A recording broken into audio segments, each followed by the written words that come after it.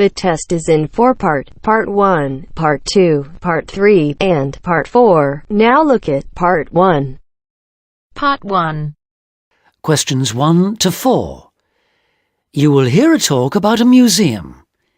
You should answer the questions as you listen because you will not hear the recording a second time. First, you have some time to look at questions 1 to 4.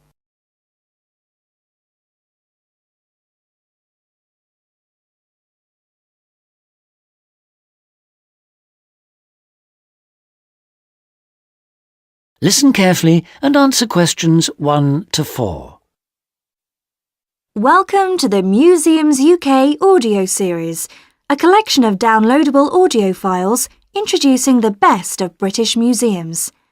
My name's Sam Cooper, and in this file I'll be introducing the Ashmolean Museum of Art and Archaeology in Oxford, with its fabulous collections of Eastern and Western art, antiquities, casts and coins. It's one of the oldest public museums in the world, and it's actually part of Oxford University, though it's free to go in whether you're a student or not. You'll find the main museum in Beaumont Street, near the centre of Oxford, close to both the railway station and the bus station. Opening hours for visitors are from 10 o'clock in the morning till 5 in the evening on Tuesdays to Saturdays, 12 to 5 on Sundays, and 10 to 7 on Thursdays in the summer months. It usually closes for 3 days over Christmas, a couple of days at New Year, and 3 days for the St Giles Fair in early September. You can take photos in the galleries, but only with handheld cameras and not using flash or lights, which can do serious harm to exhibits. Also, as long as you follow all the copyright regulations and you get permission from the staff on duty, you can ask for antiquities documents of less than 100 years in age to be photocopied at a cost of 5p per A4 sheet. Before you hear the rest of the conversation, you have some time to look at questions 5 to 10.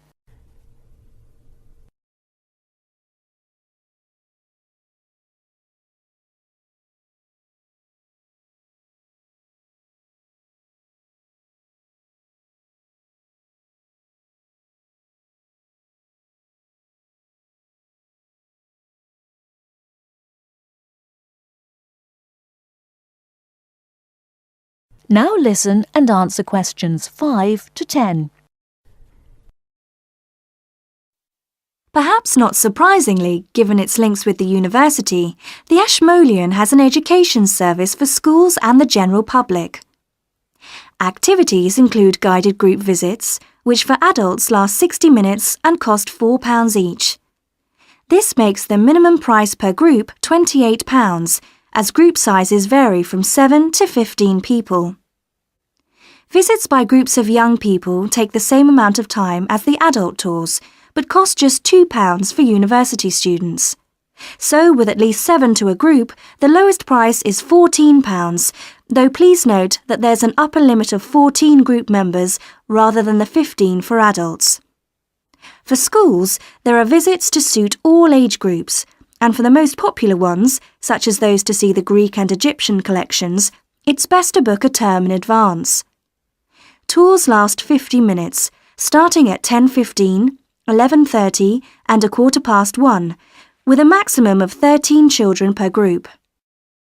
Now, if you're free in the middle of the day, why not go along to one of the 45-minute lunchtime talks?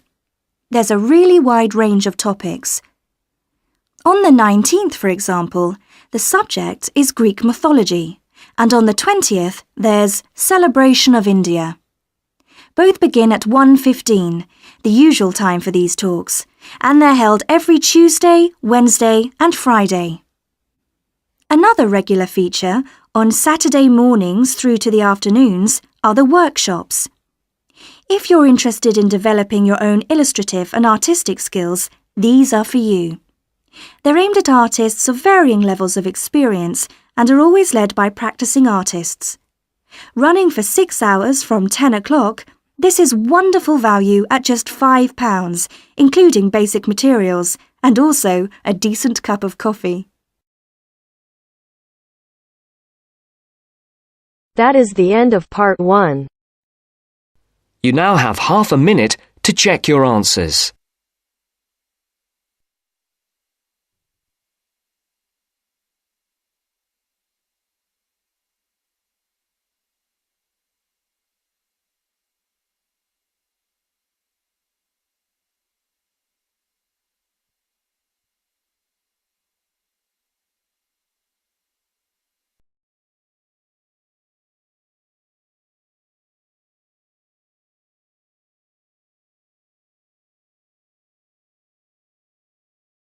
Now turns to part 2. You will hear a man giving some information about transport in London. You now have 30 seconds to read questions 11 to 15.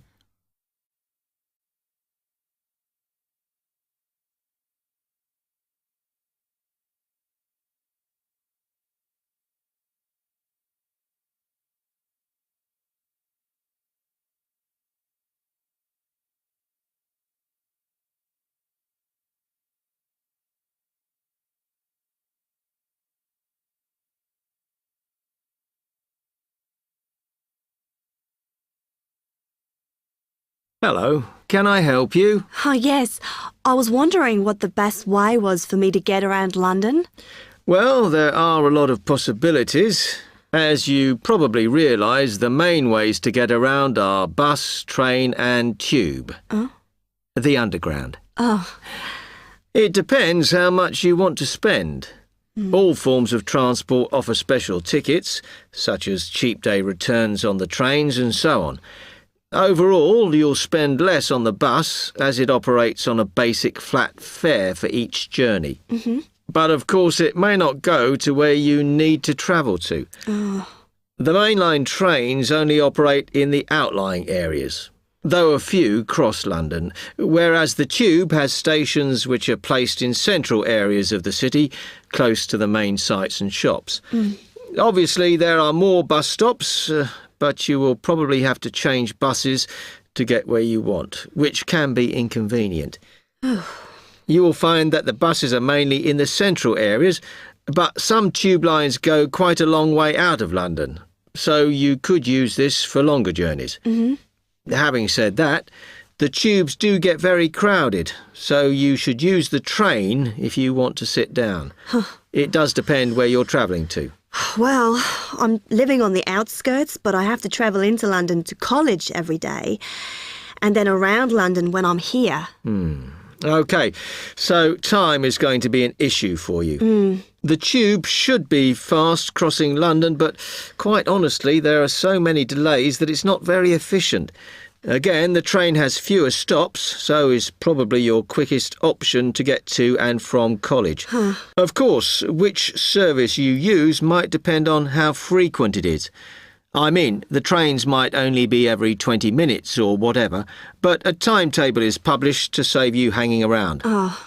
There are a lot of tube trains at busy times of day, but fewer at other times.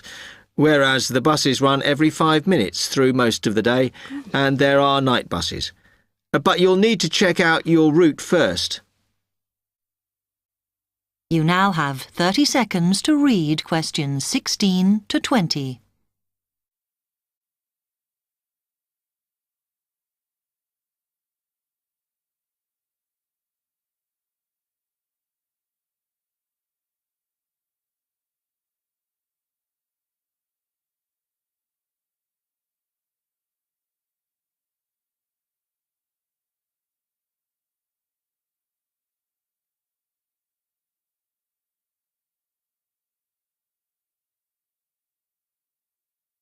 OK, thanks. How can I get from here to Hackney then? Right, well, you can choose. We're here at the information office, OK? Now, next to us, on the corner of the High Street and Sweet Street, is the bus stop, opposite the bank. The bus goes all the way to Hackney, but it is a very indirect route, so it could take ages. If you want to take the train, walk down the High Street towards the city. Go past the bank, and on your left is the station, just before you get to the post office. There's a mainline service to Hackney Wick, so if you need to get into the centre of Hackney, you may need to pick up a bus when you get there. Opposite the post office, on the corner of Hart Lane, is the tube entrance. You'll see the big signs. That's probably the best way to get there, though you may have to change. It's probably best if you go and get a travel card first. To get to the ticket office, you go out of here onto the High Street. Then turn into South Street, and the ticket office is on your right opposite the cinema. Of course, you may decide it's quicker to take a taxi. But it's a long way, so I think it'll be very expensive. If you do want to get a cab, then the rank is outside here, just opposite the office.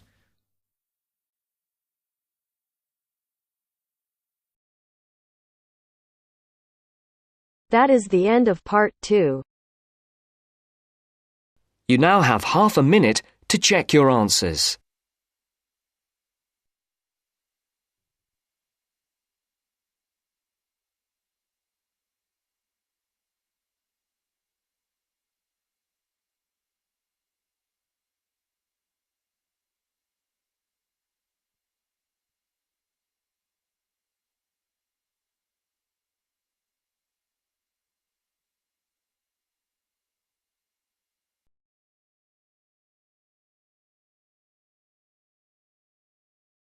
Now turns to part 3. Part 3. You will hear a conversation between a university student and a librarian about using the city archives. First, you have some time to look at questions 21 to 24.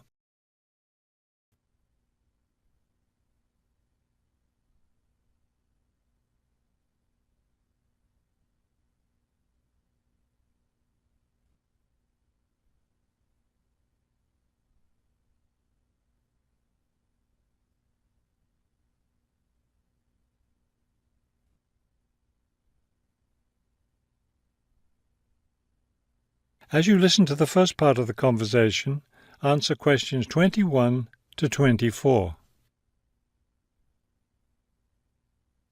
Hello. I was wondering if you could give me some information about using the archives? I'd be happy to. Are you a resident of the city? Actually, I live just outside the city, but I study at the university downtown. That's fine.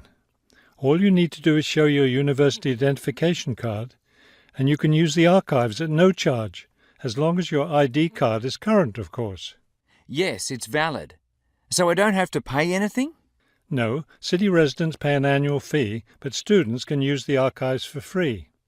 Everyone else needs to get special permission from the director, but that doesn't apply to you, of course. Oh, good. I was also wondering about the schedule. I have classes every day, Monday through Friday, and I also have a part-time job. So I could really only use the archives on weekends. That's not a problem at all. We're open all weekend. Actually, the only day we're closed is Monday, so you can come any day, Tuesday through Sunday. Are you open in the evenings? Yes, we're open from 9:30 in the morning until 8:30 in the evening. That will fit my schedule well. Before you hear the rest of the conversation, you have some time to look at questions 25 to 30.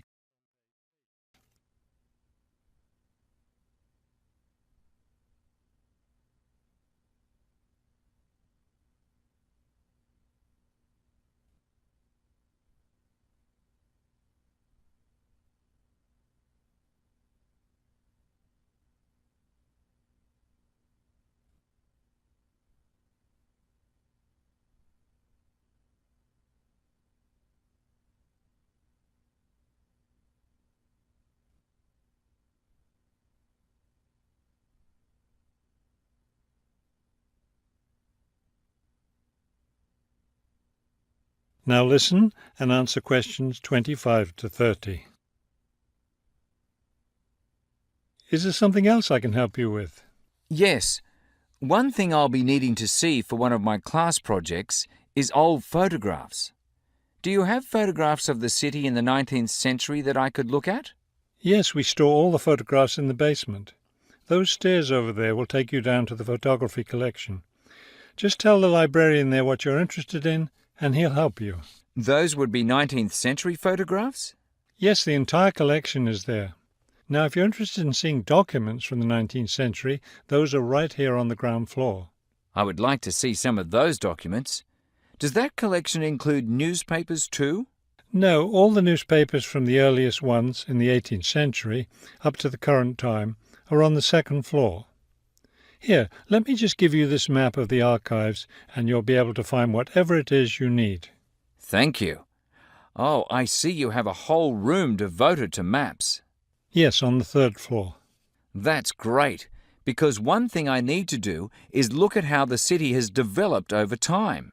I'm sure you'll find a lot of helpful information there. Of course, some of the maps are several centuries old, so generally visitors are only allowed to see photographic reproductions of them. That shouldn't be a problem. What's this on the fourth floor? Ogden's Woolen Mill. As I'm sure you know, Ogden's Woolen Mill was the major entity responsible for the growth of this city in the 19th century.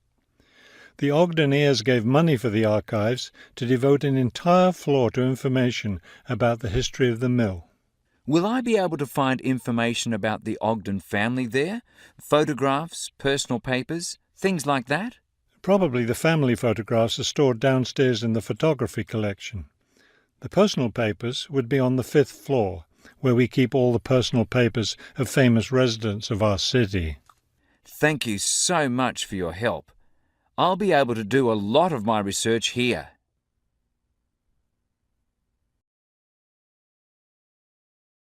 That is the end of part 3. You now have half a minute to check your answers.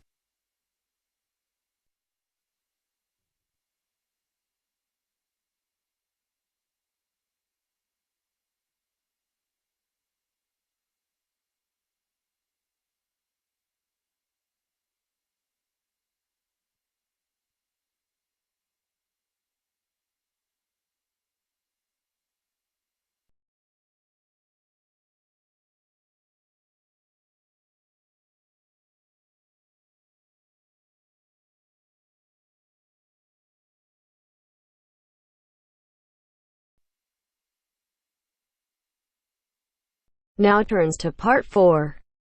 Part 4. You will hear a lecturer talking about the importance of laughter. First, you have some time to look at questions 31 to 40 on page 131.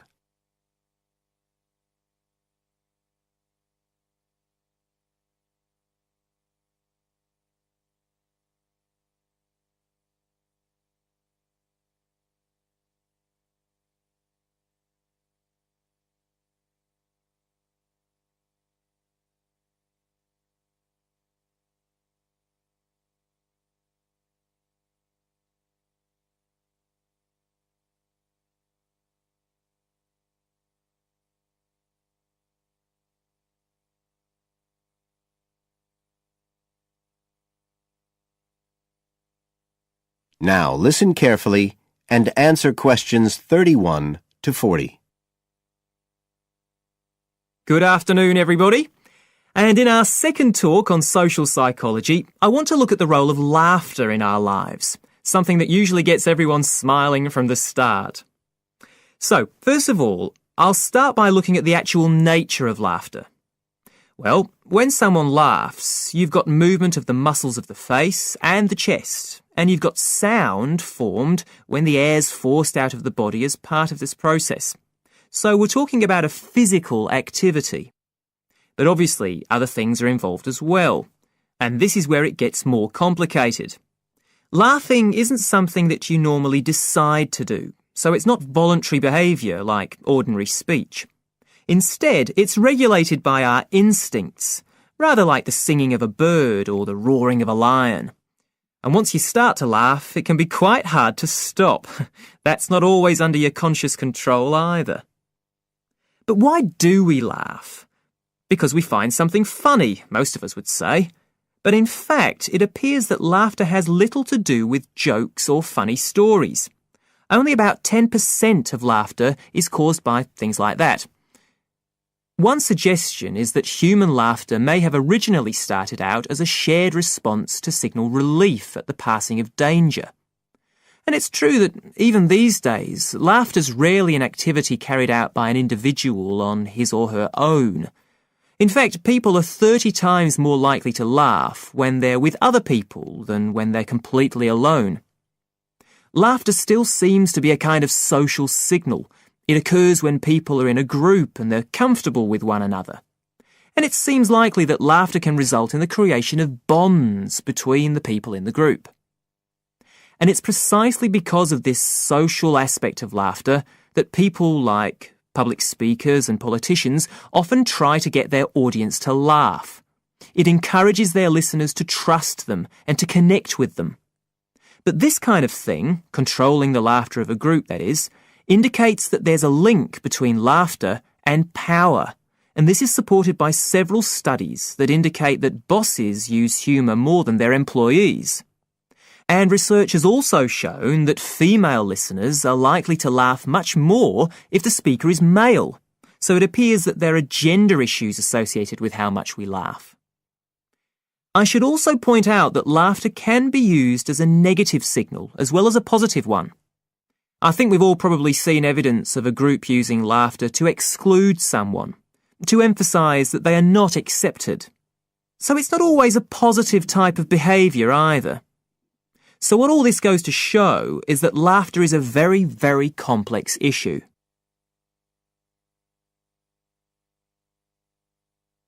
It does appear, however, that laughter has definite benefits. If we look first at the psychological aspects, we know that people often tend to store negative emotions such as anger, sadness and fear, rather than expressing them. And it seems that laughter provides a harmless way for the release of these emotions. But there are also clear physical effects that have been monitored too. For example, laughter is good aerobic exercise. It speeds up heart rate and respiration and raises blood pressure. One researcher suggests that 100 laughs a day is the equivalent of 10 minutes jogging. Laughter also helps prevent the stress that so many people suffer from today, which results from the faster pace of life and all that goes with it. It does this by reducing the levels of hormones in the blood which are caused by stress. And in addition, it is known to increase the levels of chemicals that protect the body from infection or pain. And so it helps to boost the immune system. One interesting study showed that people who had had surgical operations asked for fewer painkillers if they'd been viewing comic films. In fact, research has even shown that the quality of dreams can be positively affected by laughter. A good laugh 10 minutes before going to sleep can prevent you from having bad dreams and give a much more pleasant and restorative night's sleep. So there's now little argument that finding things funny and enjoying a good laugh is extremely beneficial to us all. What we need to consider now are the ways in which laughter can be used as a treatment for people who... That is the end of part 4.